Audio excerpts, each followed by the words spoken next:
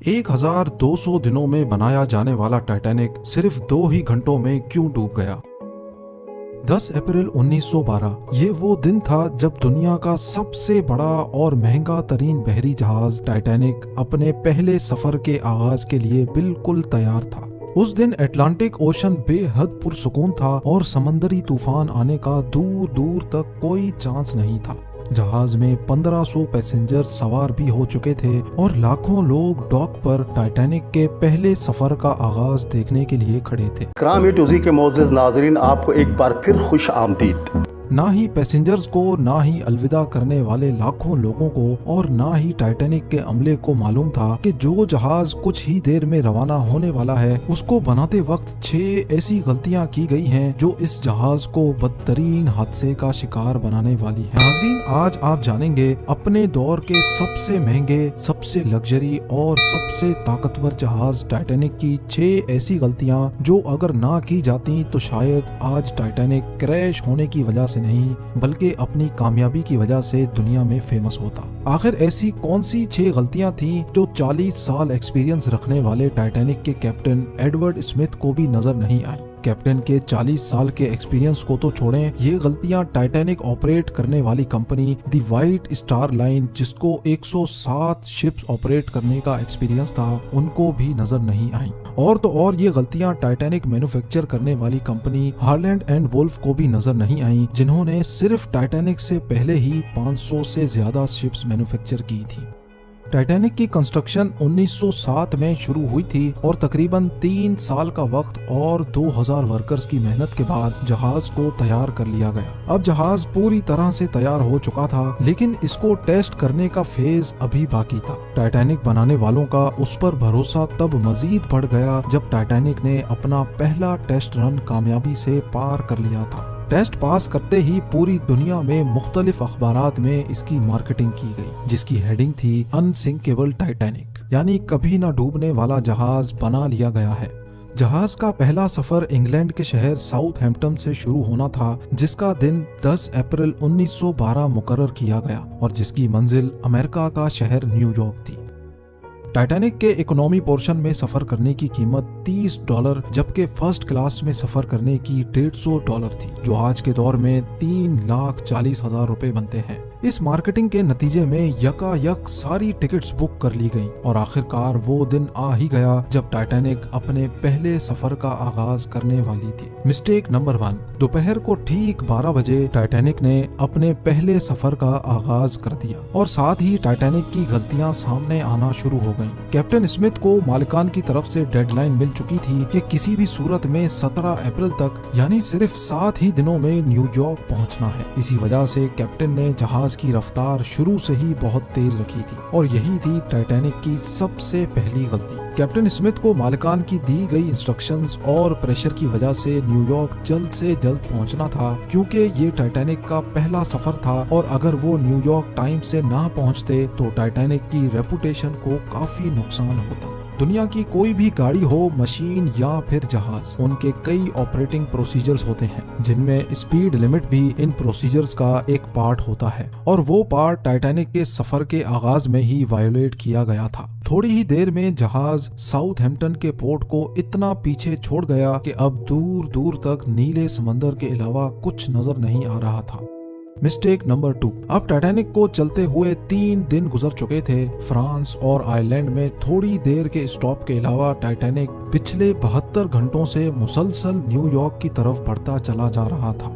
ये 14 अप्रैल 1912 की शाम थी। समंदर पर हर तरफ खामोशी और धुंध छाई हुई थी, जिसकी वजह से विजिबिलिटी भी काफी कम हो चुकी थी। उसी रात एक और बहरी जहाज जो कि टाइटैनिक से कुछ घंटे ही आगे था, उसके कैप्टन ने वायरलेस पर टाइटैनिक को समंदर पर तैरती हुई चट्टानें यानी आइसबर्ग्स के बारे में वार्निंग दी थी। एक्सपर्ट्स का मानना है कि ये वार्निंग कम से कम भी 6 बार दी गई थी, लेकिन वायरलेस ऑपरेटर्स की कोताही की वजह से इंतहाई इंपॉर्टेंट वार्निंग्स इनसे मिस हो गई। उनके लिए शायद ये नॉर्मल बात थी, लेकिन यही थी टाइटैनिक के अमले की दूसरी गलती, क्योंकि टाइटैनिक अपने तर्ज का पहला लग्जरी जहाज था और इसमें कई VIPs भी मौजूद थे। इसी वजह से ज्यादातर टाइटैनिक का अमला फर्स्ट क्लास पैसेंजर्स की खिदमत में मसरूफ था। अगर इन वार्निंग्स को सीरियस लिया जाता तो आगे का पूरा सीन ही अलग होता।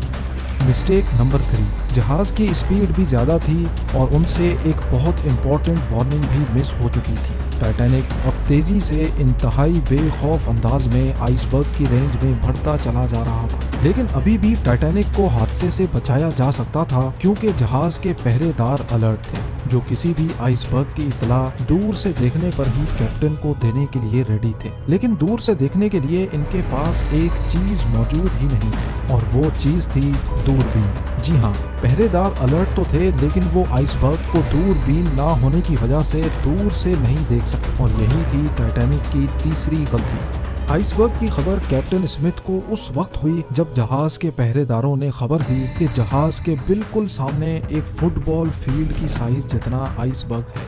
लेकिन अब बहुत देर हो चुकी थी क्योंकि आइसबर्ग इंतहाई करीब आ चुका था। मिस्टेक नंबर 4, क्योंकि अटलांटिक ओशन में अक्सर शिप्स को ऐसे आइसबर्ग्स का सामना करना पड़ता है जिसको बड़े बड़े बहरी जहाज आराम से हैंडल कर लेते हैं। शायद कैप्टन स्मिथ ने भी यही सोचा था। आइसबर्ग की खबर मिलते ही कैप्टन स्मिथ ने जहाज के इंजन बंद करने का हुक्म दिया और साथ ही टाइटैनिक का रुख बदलने का भी ऑर्डर दिया। बेशक कैप्टन स्मिथ ने आइसबर्ग से बचने की बहुत कोशिश की, लेकिन फासला इतना कम रह गया था कि कुछ भी करना फजूल साबित हुआ। आइसबर्ग अब टाइटैनिक के सेंटर से टकरा चुका था, लेकिन टाइटैनिक के अभी भी बचने की काफी उम्मीद बाकी थी। ये उम्मीद बाकी रह गई थी कि शायद आइसबर्ग जहाज की बॉडी को नुकसान ना पहुंचाए या फिर आइसबर्ग जहाज से टकराते ही खुद ही टूट जाए। और शायद होता भी ऐसे ही अगर टाइटैनिक की चौथी गलती अपना काम ना दिखाती। एक्सपर्ट्स का मानना है कि टाइटैनिक की बॉडी पर जो रिविट्स लगी थी वो स्टील की नहीं बल्कि कास्ट आयरन की बनी थी। इन रिविट्स का काम लोहे के बड़े बड़े पीसेस को आपस में जोड़े रखना होता है, लेकिन चूंकि कास्ट आयरन स्टील से नरम होता है, इसी वजह से जिस जगह आइसबर्ग टाइटैनिक की बॉडी से टकराया वहां के रिविट्स प्रेशर की वजह से खुल गए और फिर वही हुआ जिसका डर कैप्टन स्मिथ को था। मिस्टेक नंबर 5, टाइटैनिक की टक्कर एक फुटबॉल फील्ड जितने बड़े आइसबर्ग से हो चुकी थी और अब जहाज के निचले हिस्से में पानी भरना शुरू हो चुका था। इस खतरनाक तसादुम ने पूरे अमले और पैसेंजर्स को अलर्ट कर दिया था और साथ ही जहाज में मौजूद टाइटैनिक के मालिक जोसेफ ब्रूस को भी। बेशक टाइटैनिक में पानी भरना शुरू हो गया था, लेकिन अभी भी टाइटैनिक के बचने की उम्मीद बाकी थी, क्योंकि टाइटैनिक को ऐसे डिजाइन किया गया था कि अगर इसके 3 फ्लोर्स में पानी भर भी जाए फिर भी ये नहीं डूब सकता। लेकिन बदकिस्मती थी इस जहाज की कि 3 फ्लोर्स को क्रॉस करके पानी अब चौथे फ्लोर तक जा पहुंचा था। अब मामला हाथ से निकल चुका था। टाइटैनिक आहिस्ता आहिस्ता ओशन में डूबता जा रहा था। अब जहाज की फिक्र किए बगैर इसमें मौजूद पैसेंजर्स की जान बचाने का वक्त आ चुका था। कैप्टन स्मिथ ने रेडियो पर इमरजेंसी अलर्ट जारी कर दिया। जब तक कोई मदद के लिए आता तब तक पैसेंजर्स को लाइफ बोट्स में शिफ्ट करने का प्लान किया गया, लेकिन इस मौके पर 5वीं गलती ने अपना काम दिखा दिया। जी हाँ, जहाज में टोटल 32 लाइफ बोट्स की जगह थी, लेकिन कोताही की वजह से सिर्फ 20 बोट्स ही रखी गई थी। पैसेंजर्स थे 1500 और बोट्स थी सिर्फ 20। मिस्टेक नंबर 6, हर तरफ अफरा तफरी का आलम था और हर शख्स उन चंद गिनी चुनी कश्तियों में सवार होना चाहता था। 12:45 पर पहली इमरजेंसी कश्ती समंदर में उतारी गई, लेकिन यहाँ हुई एक और छठी गलती। अफरा तफरी के आलम में कश्तियों को पूरा भरे बगैर ही समंदर में उतार दिया गया, जिसमें ज्यादातर फर्स्ट क्लास पैसेंजर्स को तरजीह दी गई थी। यानी जो लोग ज्यादा अमीर थे उनको पहले बिठाया गया था। कश्तियों में अगर ज्यादा पैसेंजर्स को बिठाया जाता तो इंसानी जानें कम जाया होती। अब जहाज तेजी से समंदर में डूबता जा रहा था। 2:18 पर शॉर्ट सर्किट की वजह से टाइटैनिक की सारी रोशनियां बुझ गई थी और अगले ही लम्हे जहाज टूटकर 2 हिस्सों में तकसीम हो गया। यूं टाइटैनिक को समंदर के अंदर मुकम्मल तौर पर डूबने के लिए 2 घंटे 40 मिनट लगे और इस तरह 1500 लोग अटलांटिक ओशन के ठंडे पानी में डूबकर मर गए। आपको एक और बात भी बताते चलें कि पानी का टेम्परेचर उस वक्त -2 डिग्री सेंटीग्रेड था। मतलब अगर पैसेंजर्स इस ठंडे पानी में छलांग भी लगाते तो बचने का कोई चांस नहीं था, क्योंकि इंसान इतने कम टेम्परेचर में 30 मिनट से ज्यादा जिंदा नहीं रह सकता। कहा जाता है कि मरने वालों की तादाद 1500 से भी काफी ज्यादा थी, क्योंकि जिन लोगों की जहाज के अमले से जान पहचान थी उनमें से काफी लोग जहाज पर बगैर टिकट सवार हुए थे। जिंदा बच जाने वालों में सबसे ज्यादा तादाद बच्चों और खवातीन की थी। दूसरी तरफ कैप्टन स्मिथ था जो सारा वक्त लोगों की जान बचाने में लगा रहा, और वो आखिरी आदमी था जिसने डूबते जहाज से छलांग लगाई थी। उम्मीद है जेम टीवी की ये वीडियो भी आप भरपूर लाइक और शेयर करेंगे। आप लोगों के प्यार भरे कमेंट्स का बेहद शुक्रिया। मिलते हैं अगली शानदार वीडियो में।